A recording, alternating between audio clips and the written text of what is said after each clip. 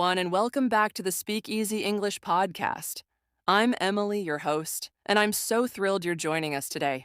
And I'm Tommy, your co-host.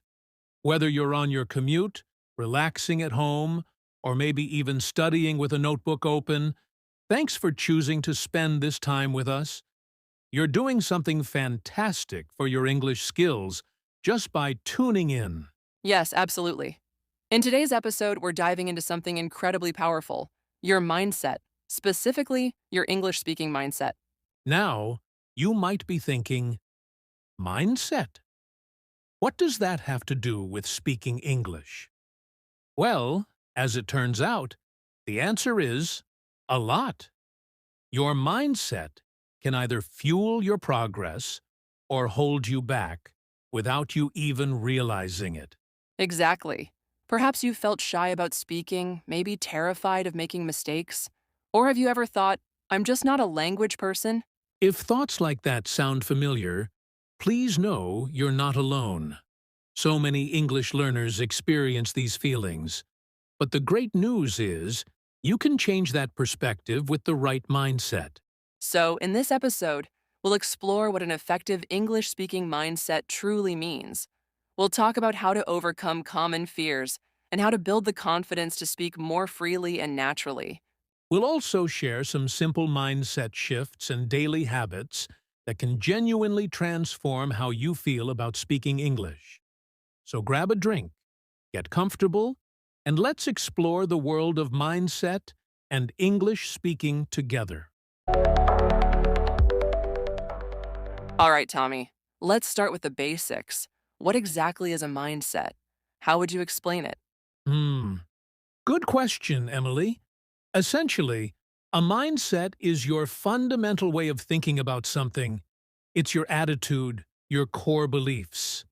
When we talk about a language learning mindset, we mean how you think and feel about the process of learning and speaking English. Precisely. And generally, psychologists identify two main types, the fixed mindset and the growth mindset. These concepts were popularized by the renowned psychologist Dr. Carol Dweck. Right. A fixed mindset involves believing that your abilities are set, that they can't really change. Someone with this mindset might think, I'm just not good at English, or I'll probably never be fluent. It's like seeing your potential as limited. On the flip side, a growth mindset is the belief that you can develop your abilities through dedication, practice, and effort. You might think, speaking English feels challenging right now, but I know I can improve. That shift in thinking is so powerful, isn't it? With a growth mindset, you tend to view mistakes not as failures, but as necessary steps in the learning journey. Absolutely. And that fear of imperfection is where many learners get stuck. They feel they need to be flawless before they even try to speak. But the reality is, no one speaks perfectly all the time, not even native speakers. So true. A strong English-speaking mindset means focusing on communication and learning, not on appearing perfect. It means trusting the process and giving yourself permission to stumble sometimes. That's where real progress happens. Yes, and there's one more crucial point. Your mindset directly influences your actions.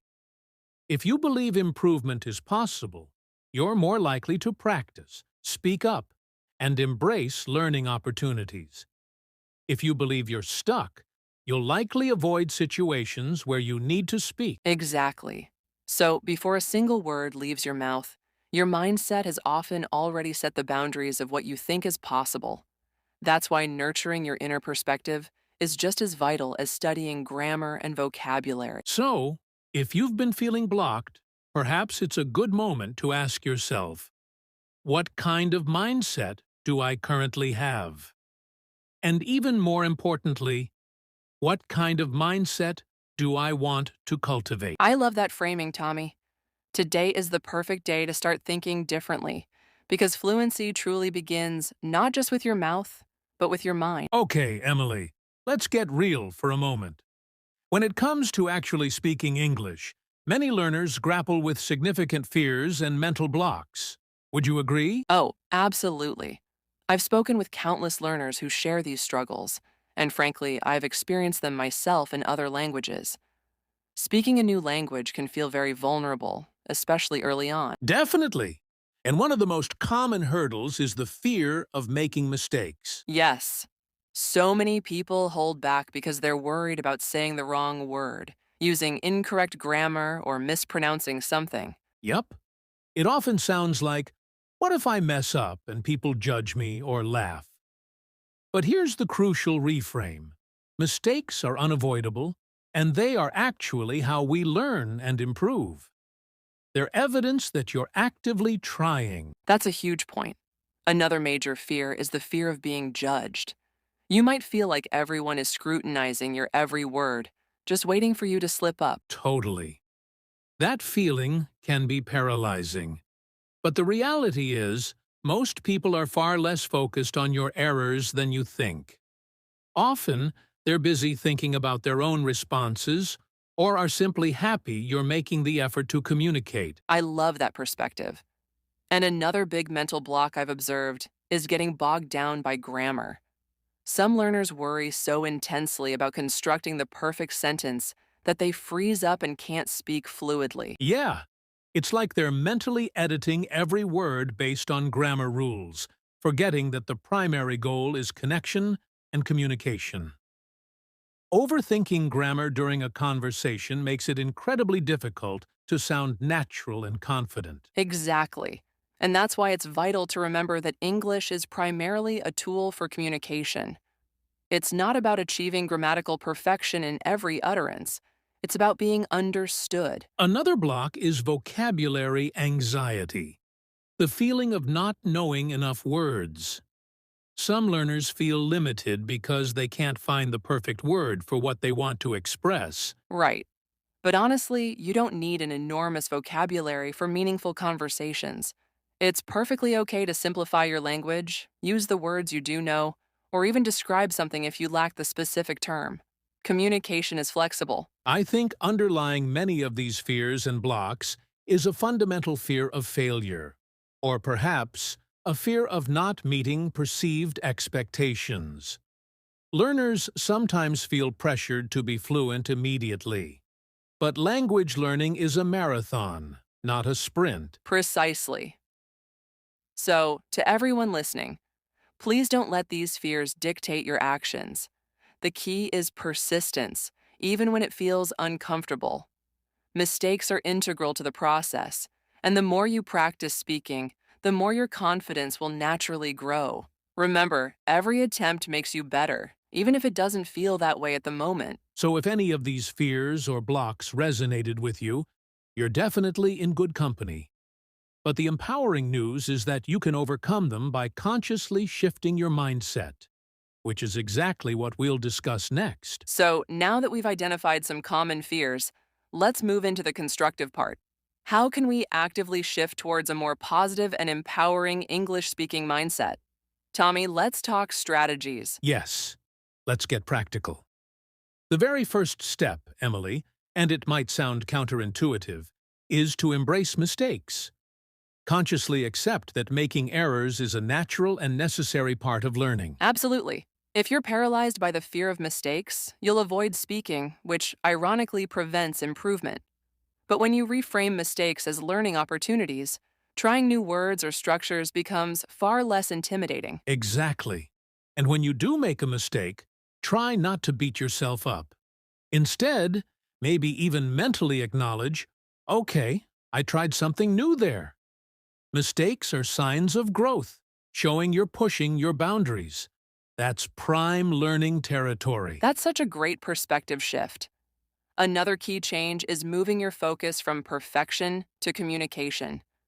Instead of thinking, my English has to be perfect, try thinking, my goal is to get my message across effectively. Yes!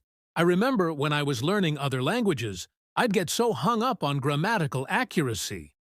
But I quickly realized people cared far more about understanding my point than whether every preposition was flawless. Exactly.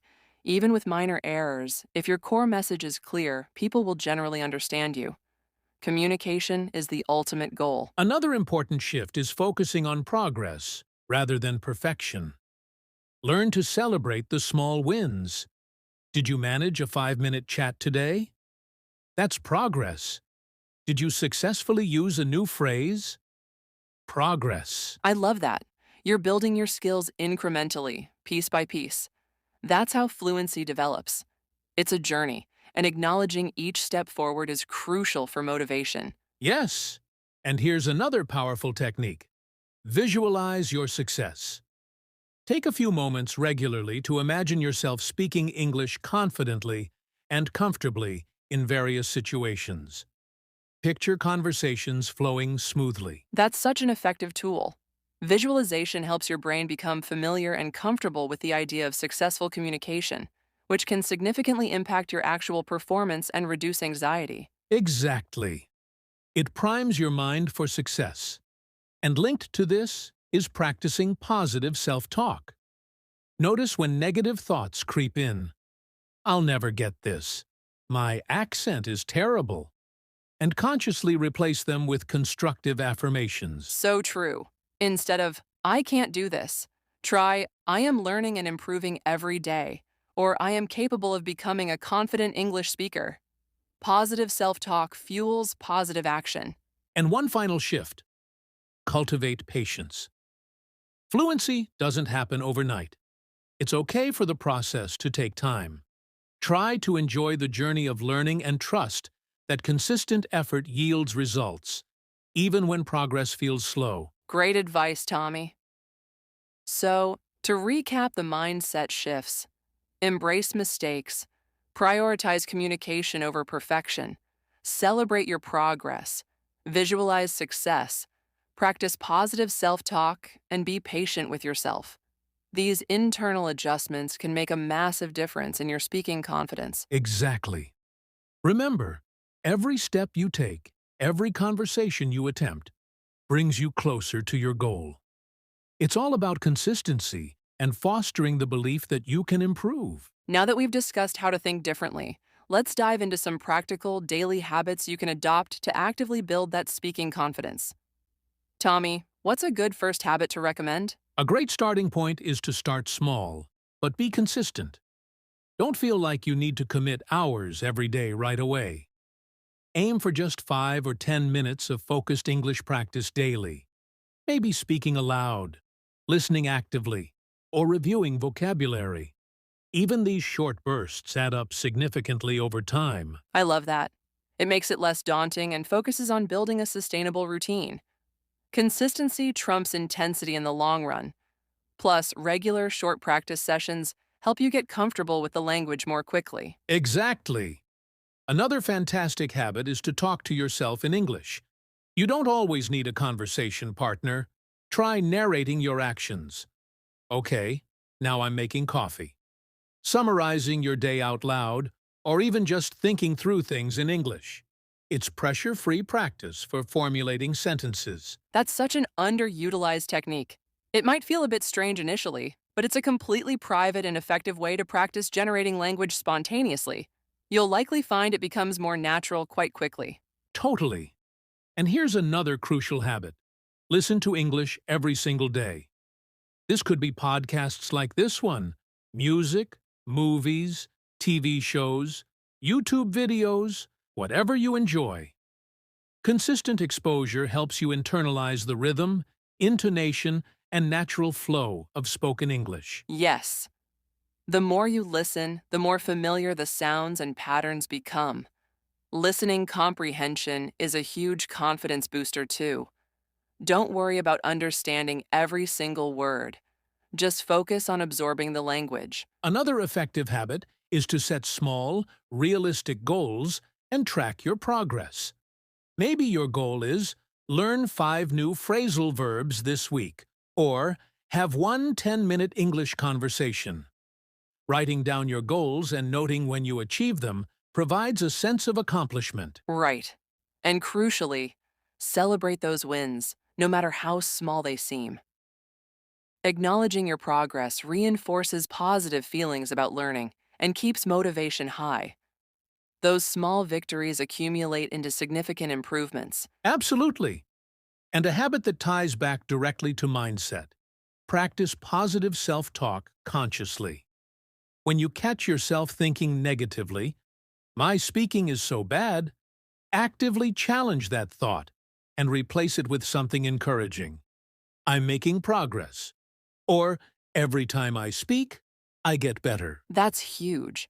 Our internal dialogue profoundly impacts our confidence and willingness to take risks. Believing in your ability to improve is a powerful motivator through the inevitable ups and downs of language learning. And one final habit. Surround yourself with English as much as possible. Change your phone language. Follow English-speaking accounts on social media. Join online communities or find language exchange partners.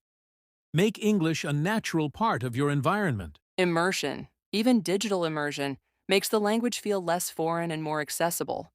It creates more opportunities for passive learning and active practice, often in enjoyable ways. So, to summarize these daily confidence-building habits, start small daily.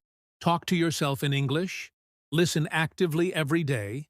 Set and track realistic goals. Practice positive self-talk. And immerse yourself in the language. That's right. Remember, confidence isn't something you just get.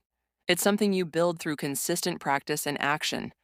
The more you engage with English, the more natural and comfortable it will become. Small, steady steps are key. Emily, we've shared quite a few tips today on fostering a positive English-speaking mindset.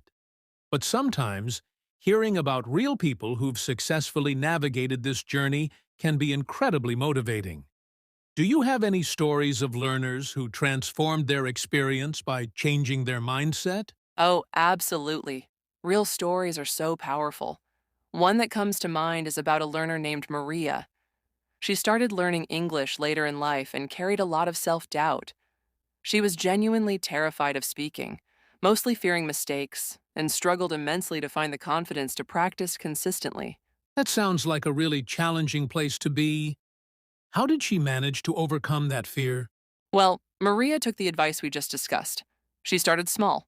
She committed to just 5 minutes of English practice a day, initially just reading articles aloud to herself. It felt awkward and nerve-wracking at first, but she persisted. Gradually, she noticed the fear lessening simply through consistent exposure. So it really demonstrates the power of consistency, even when it feels uncomfortable initially. She didn't give up. Exactly. Eventually, Maria gained enough courage to start recording herself speaking short sentences and listening back. She was genuinely surprised to hear her own progress over time, which gave her a significant confidence boost. That led her to join an online English speaking club, and now she practices regularly with others. That's a truly incredible transformation. It perfectly illustrates how small, consistent actions, fueled by a willingness to push through discomfort, can lead to massive results. It really does. It's all about maintaining that growth mindset and refusing to let fear dictate your actions. Precisely. And there's another story I recall about a learner named Ahmed. His biggest hurdle was the fear of being judged. He was naturally quite shy and avoided speaking because he didn't want to make mistakes in front of native speakers or more advanced learners. That's another very common fear. So, what was the turning point for Ahmed? He decided one day, quite bravely, to confront the fear directly. He joined an online English conversation group even though it terrified him. At first, he was incredibly nervous, barely saying anything. But over time, as he listened and occasionally chimed in, he realized something crucial.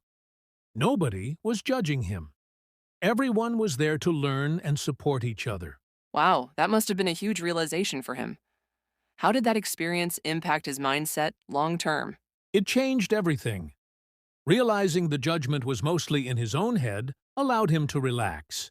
He started participating more, made plenty of mistakes, but received encouragement from the group. Now, Ahmed speaks English much more confidently and even helps facilitate discussions in that same group. That's amazing. It really highlights how often the fear of judgment is far worse than the reality. Pushing past that initial fear can unlock a much more enjoyable and productive learning experience. Exactly. And the common thread connecting Maria's and Ahmed's stories is that they didn't let fear paralyze them. They embraced the learning process, focused on small, positive steps, and shifted their mindset from fearing failure to valuing progress. What truly inspiring examples! If Maria and Ahmed could overcome their deep seated fears and fundamentally change their mindset, then surely our listeners can too. Keep practicing, stay positive, and trust in your own journey. Okay, Tommy, we've covered a lot about building a positive mindset and confidence, but there's one more reality every learner encounters: hitting a plateau. That feeling of being stuck, where despite your efforts, it feels like you're not improving anymore. What advice do you have for navigating those moments? That's such an important question, Emily, because plateaus are a completely normal part of any long-term learning process. The first step is acknowledging that it's normal and not getting discouraged. Don't be too hard on yourself when it happens. The key is finding ways to keep moving forward, even when progress feels stalled. Right. So, one practical tip when you feel stuck is actually to take a short break. Sometimes pushing harder when you're frustrated is counterproductive. Stepping away from focused study for a day or two can help clear your head and renew your motivation when you return. Yes, exactly. A little distance can work wonders. Another effective strategy is to change up your routine. If you've been doing the exact same study activities every day, try something different. Listen to a new genre of music. Watch a documentary instead of a sitcom. Find a new conversation partner, or even just study in a different location. Variety can spark new interest. That's so true. Getting out of a rut often requires changing the path. And it's also helpful to remind yourself of your why. Why did you start learning English in the first place? Was it for travel, career opportunities, connecting with people, personal enrichment? Reconnecting with your core motivation can refuel your determination during tough patches. Absolutely. Your why is your anchor. And always remember, it's about progress, not perfection. Even during a plateau, you might still be consolidating knowledge or improving subtle aspects you don't immediately notice. Celebrate any small victory, understanding a complex sentence, using a new idiom correctly. Every little bit counts. Great point. And one final crucial piece of advice: stop comparing your journey to others. Everyone learns at a different pace and has different strengths and weaknesses. Focus on your own progress and be patient and kind to yourself. Comparison is often the thief of joy and motivation. Couldn't agree more. Stay consistent with your efforts. Maintain that positive, growth-oriented mindset we've been talking about, and trust that you will break through the plateau eventually. Keep putting one foot in front of the other, especially on the challenging days. Great advice, Tommy. So, to recap for our listeners, feeling stuck: take breaks when needed, shake up your routine, reconnect with your why, celebrate those small wins, and stop comparing yourself to others. Keep that motivation alive, and you will continue to grow. Absolutely. Well, that brings us to the end of today's episode focused on building your English-speaking mindset. We genuinely hope these insights and stories have inspired you and provided practical tools to boost your confidence. Yes, remember, fluency really does start in your mind. Be patient with yourself, embrace the learning journey with all its ups and downs, and keep practicing. Thanks so much for tuning in to the Speakeasy English podcast today. Don't forget to subscribe so you won't miss our future episodes, and feel free to share this episode with any friends or fellow learners who might find it helpful. Until next time, keep speaking, keep learning, and keep growing.